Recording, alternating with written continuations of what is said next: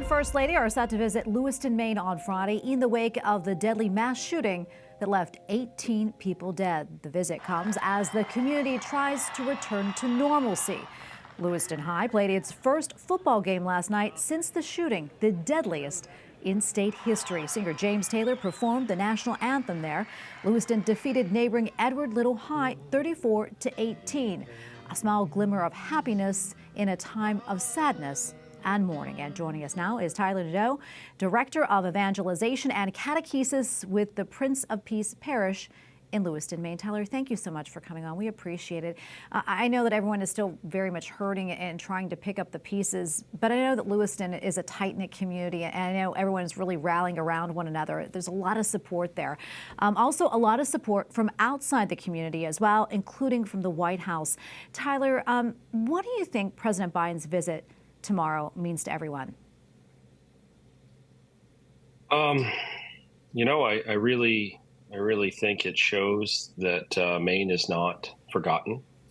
Oftentimes, this is the summer home, as you know, and it kind of gets tucked away. Oh yeah, I went there once, Yeah. you know. And I think now that we have the support of the nation is really quite something.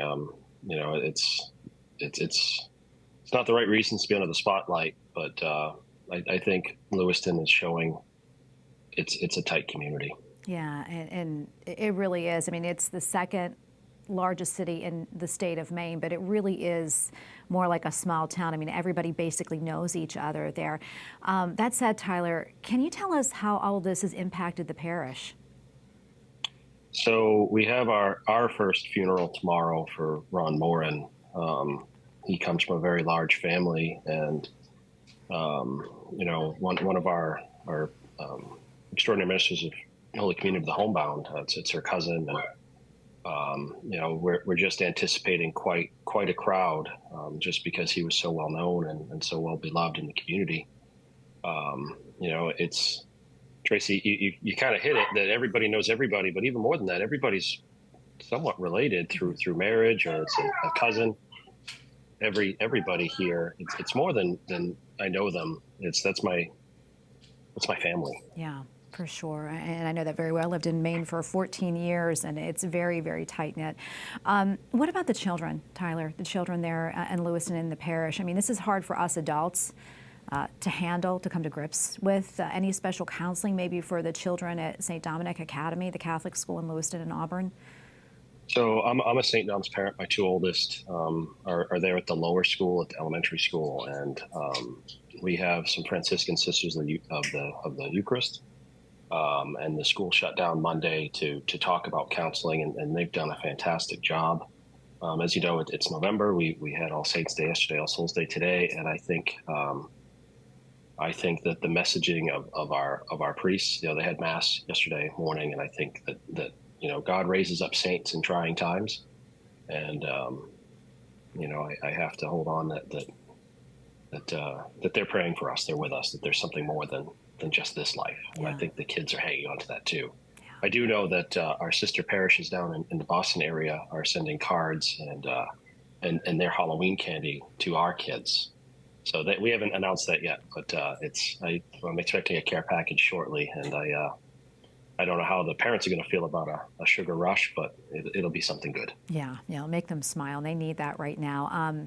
Before we wrap up, I know the parish is collecting donations for the victims and families of the tragedy. Tyler, can you give us a sense that is of what's needed? I'm assuming it's probably a lot of financial help. So medical expenses. So the state government has given, I think, over $12,000 per family for funeral costs. So we've now pivoted to medical expenses. I know that, like the Strout family, their daughter just had a 14th birthday. There's going to be, you know, financial burdens on the survivors and the families left behind. So we've pivoted to that, and the outpouring from all over the world, Tracy, has been incredible. You know, right on our parish website, we set up a site to donate. And through the Acts community, the people in the Boston area, we have Heralds of Good News as our parochial vicars, and their community has reached out from India. It's been amazing to see the outpouring of love and financial support. But it's going to be a long haul. One of the teens, Gavin, is a parishioner, and he's still down in Boston having surgery.